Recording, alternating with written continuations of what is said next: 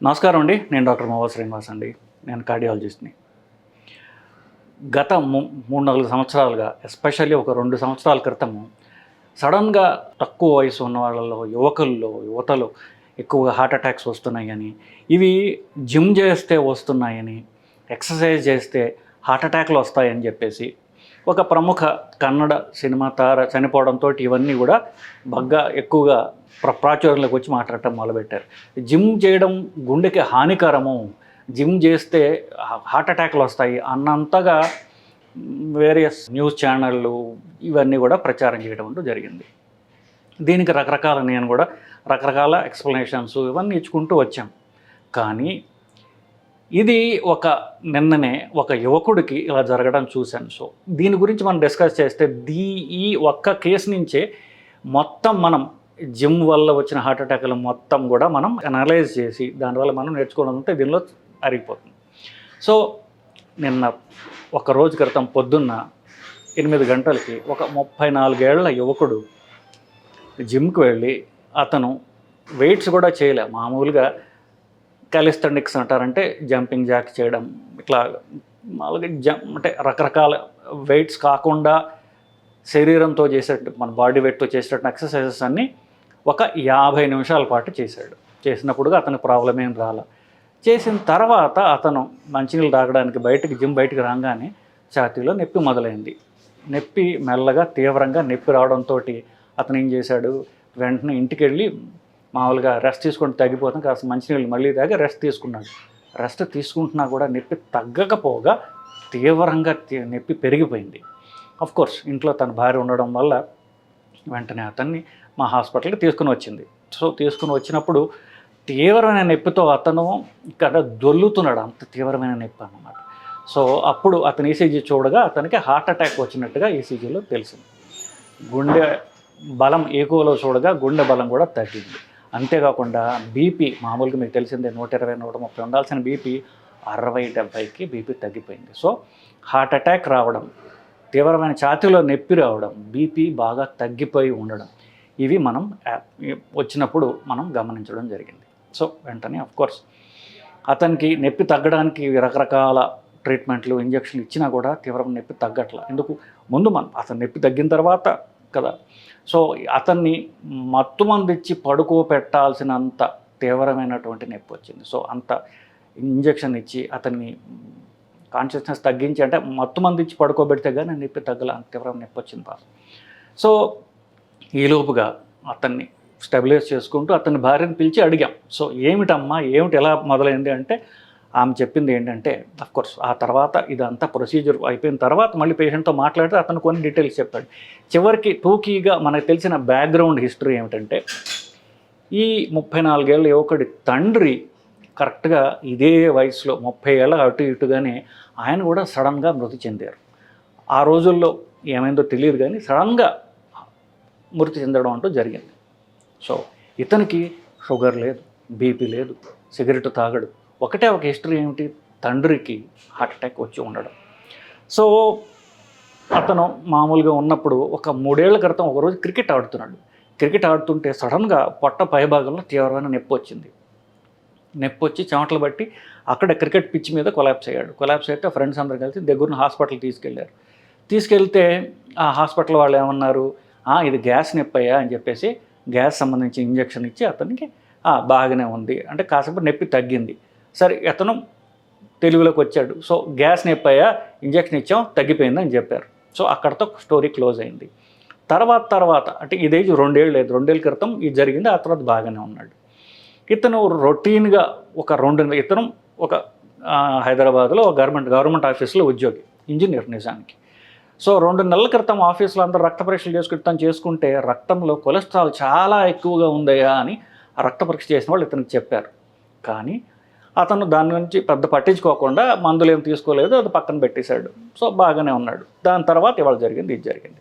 So అతను రాగానే మనం చాలాసార్లు డిస్కస్ చేసినట్టుగా హార్ట్ అటాక్ వచ్చినప్పుడు మనం చేసే ట్రీట్మెంట్ పద్ధతుల్లో ఇంజక్షన్ ఇవ్వచ్చు.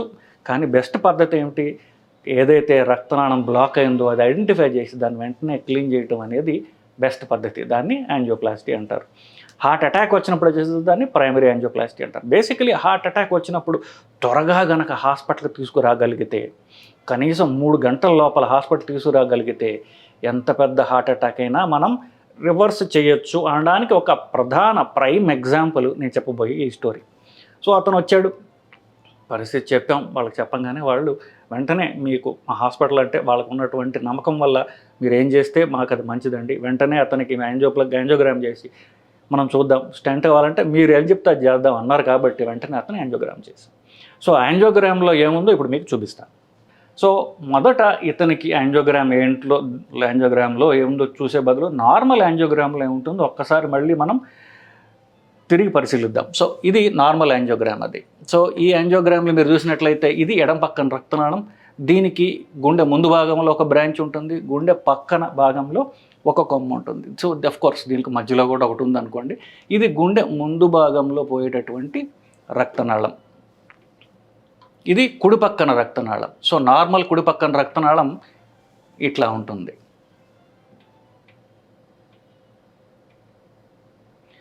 సో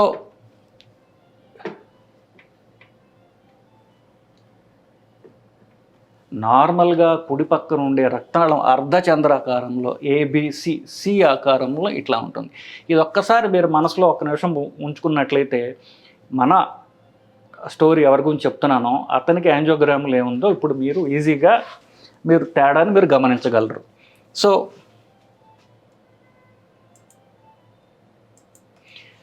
ఇతని కుడి పక్కన రక్తనాళం చూడండి, ఇక్కడి నుంచి ఇక్కడ దాకా ఉన్నటువంటి అర్ధచంద్రాకార రక్తనాళం పూర్తిగా ఇక్కడ కట్ అయిపోయినట్టుగా మూసుకుని పోయింది.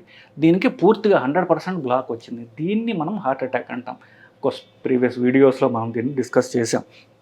సో ఇకపోతే ఎడం పక్కన రక్తనాళం ఎట్లా ఉందో మీరు చూడండి, ఎంత ఆశ్చర్యపోతారో, నేను ఎంత ఆశ్చర్యపోయానో మీరు అంతే ఆశ్చర్యపోతారు.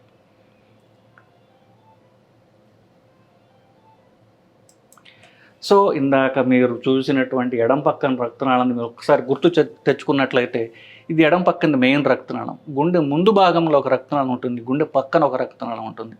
గుండె ముందు భాగం రక్తనాళం చూడండి, ఆల్మోస్ట్ 99% పూర్తిగా మూసుకుని పోయి ఉన్నది. గుండె పక్కన రక్తనాళం 100% కూడా మూసుకుని పోయి ఉన్నది. అంటే ఏమిటి? ఇవి పాత బ్లాక్స్. ఇవి మనకి ఈసీజీ ప్రకారం కుడి పక్కన రక్తనాళం బ్లాక్ అయిందని మనం నిర్ధారణకు వచ్చాం.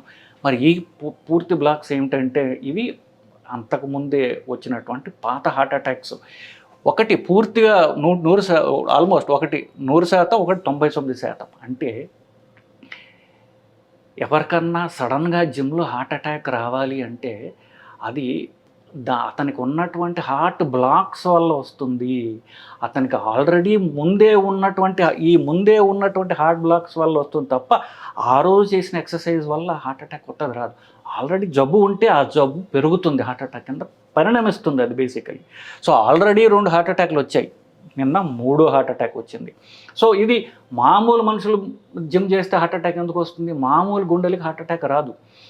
నాకు తెలిసి 90 కిలోమీటర్లు 100 కిలోమీటర్లు పరిగెత్తగలిగే మనుషులు నాకు తెలుసు. వాళ్ళది మనిషి గుండె కదా, వాళ్ళేమీ కొత్త వాళ్ళు కాదు కదా, గుండెని వాళ్ళు ట్రైన్ చేసుకున్నారు. ఇది మరి 50 నిమిషాలు జిమ్ చేస్తే హార్ట్ అటాక్ ఎలా వస్తుంది ఒక మనిషికి వస్తే? మరి 100 కిలోమీటర్లు నాకు తెలిసిన వాళ్ళు ఉన్నారు, 90 కిలోమీటర్లు చేసేవాళ్ళు ఉన్నారు. వాళ్ళు ఎలా చేయగలుగుతున్నారు అంటే వాళ్ళకి నార్మల్ గుండెలు ట్రైన్ చేసుకోవడం వల్ల నార్మల్ అవుతుంది. గుండె ఆల్రెడీ బ్లాక్స్ ఉన్న గుండెకైతే హార్ట్ అటాక్ వస్తుంది.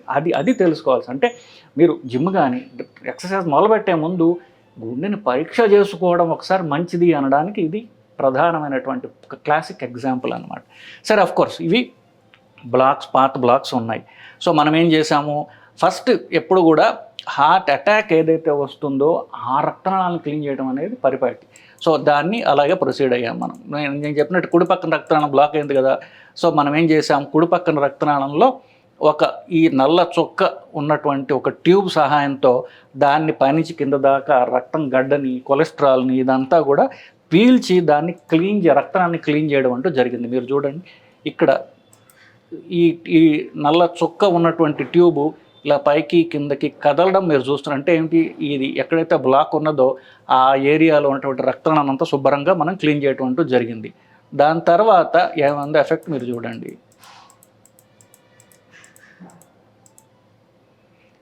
సో అది క్లీన్ చేసిన తర్వాత మనం ఎక్కడైతే రక్తనాళంలో బ్లాక్ ఉన్నదో ఆ బ్లాక్ని మనం క్లీన్ చేసి అది మళ్ళీ తిరిగి అక్కడ రాకుండా ఉండడానికి స్టెంట్ అనేటటువంటి పరికరాన్ని అమరుస్తాం. స్టెంట్ అంటే ఒక బాల్ పెన్ స్ప్రింగ్ లాగా ఉండేటువంటి ఒక స్ప్రింగ్ పరికరం.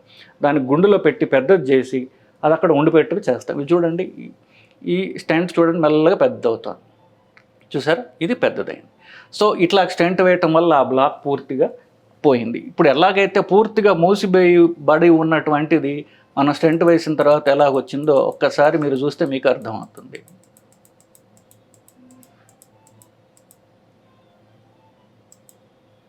ఇప్పుడు చూడండి, ఇందాక మీకు చూపించిన పూర్తిగా మూసుకుని పోయినటువంటి రక్తనాళము ఇక్కడ మూసుకుపోయినది పూర్తిగా ఓపెన్ చేయబడ్డాం.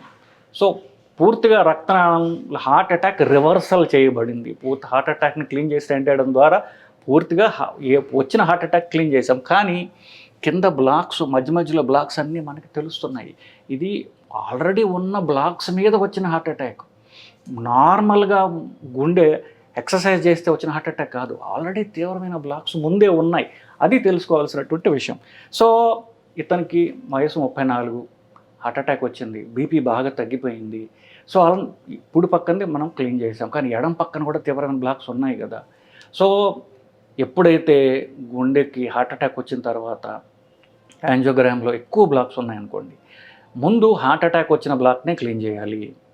కానీ కొన్ని పరిస్థితుల్లో, ఏ పరిస్థితుల్లో బీపీ బాగా తగ్గిపోయి ఉన్నది, గుండె మధ్య మధ్యలో వేగంగా కొట్టుకుంటుంది, షాక్ ఇవ్వాల్సిన అవసరం పడుతుంది, ఇట్లాంటి సందర్భాల్లో హార్ట్ అటాక్ రాని బ్లాక్ను కూడా మనం క్లీన్ చేయాలి. ఎందుకంటే గుండెకి ఎక్కువ రక్తం ఇచ్చినట్లయితే అది వెంటనే రికవర్ అయ్యి అది గుండె బలం ఎంత తీవ్రంగా తగ్గిపోయిన గుండె బలం పెరిగి అతను బతకడానికి ఉండే అవకాశం ఉంది.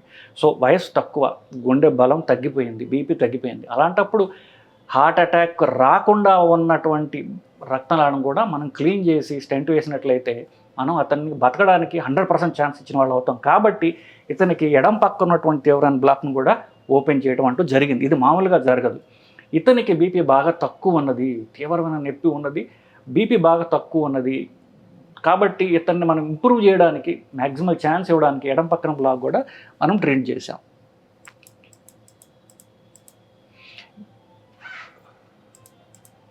సో ఎడం పక్కన రక్తనాళంలో ఈ వైర్ మీరు పంపించడం మీరు క్లియర్గా చూడవచ్చు. ఎక్కడైతే పూర్తిగా బ్లాక్ అయిపోయిన రక్తనాళంలో ఈ వైర్ని ముందుగా పంపించడం జరిగిన తర్వాత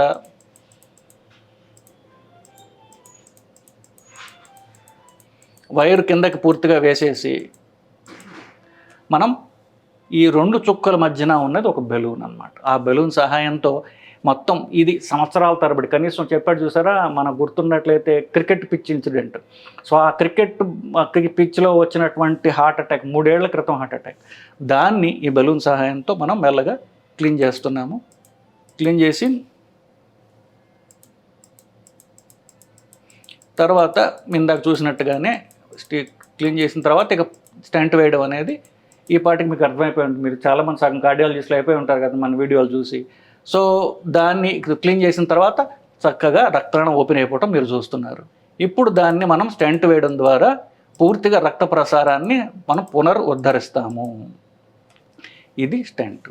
సో ఏదైతే మనం 3 ఏళ్ల క్రితం బ్లాక్ని క్లీన్ చేసి ఆ బెలూన్ సహాయంతో క్లీన్ చేసిన తర్వాత ఈ స్టెంట్ని ఎక్కడ బ్లాక్ ఉందో అక్కడ పెట్టడం జరిగింది. పెట్టిన తర్వాత ఫైనల్గా మనకి మంచి రిజల్ట్ వచ్చింది. ఏదో మీకు చూపిస్తాను ఇప్పుడు.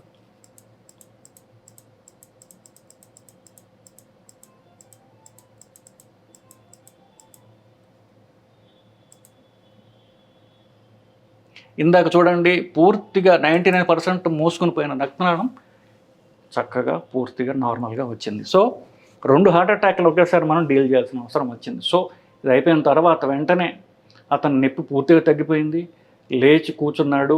ఇవాళ పొద్దునైతే అతనే సొంతగా టాయిలెట్కి వెళ్ళాడు. అక్కడికి వెళ్తే అతను వరండాలో పచారులు చేస్తున్నాడు. సో దీన్ని బట్టి మనకేం అర్థమవుతుంది, జిమ్లో వచ్చిన హార్ట్ అటాక్లు అప్పుడు వచ్చిన హార్ట్ అటాక్లు కావు.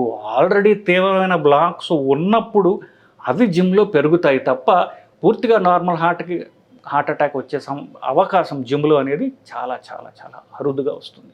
సో దీనివల్ల మీకు చెప్పబోయే సందేశం ఏంటంటే, మీరు కొత్తగా జిమ్లో చేరదలుచుకున్నారా, కొత్తగా రన్నింగ్ మొదలుపెట్టుకొని దలుచుకున్నారా, లేకపోతే సంవత్సరానికి ఒకసారి ఎప్పుడైతే మన ఫ్యామిలీలో ఒకరికంటే తక్కువ వయసులో హార్ట్ అటాక్లు వచ్చి మరణించడం జరిగిందో ఇతనికి జరిగినట్టుగా మీరు సంవత్సరానికి ఒకసారి ఈసీజీ, ఈకో, టీఎంటీ, కొలెస్ట్రాల్ పరీక్ష, ఫాస్టింగ్ లిపిడ్ ప్రొఫైల్ చేయించుకోవడం తప్పనిసరి. ఇవి చేయించుకుంటూ ఉండండి. జిమ్కి వెళ్ళబోయే ముందు ఒక్కసారి మళ్ళీ చేయించుకోండి. మళ్ళీ ఈకో, గుండెకి 2D ఈకో, అలాగే ట్రెడ్మిల్ టెస్ట్ టీఎంటీ ఈ రెండు చేయించుకుని అంతా బాగున్నప్పుడు మీరు ఎక్సర్సైజ్ చేయండి. లేకపోతే జిమ్కి వెళ్తే జిమ్ చేయడం వల్ల నాకు హార్ట్ అటాక్ వచ్చింది అనేటటువంటి ఒక అపోహలో ఉండడం కాకుండా ఈ సోషల్ మీడియా యుగంలో అందరికీ కూడా రన్నింగ్ చేయడం, రన్నింగ్ చేస్తే జాయింట్లు పడవుతాయి, జిమ్ చేస్తే హార్ట్ అటాక్లు వస్తాయి అనేటటువంటి ఒక తప్పు సందేశం జనాల్లో పాకుతోంది. అది తప్పు అని నేను చెప్పడానికి ఈ వీడియో చేస్తున్నానండి. నమస్కారం.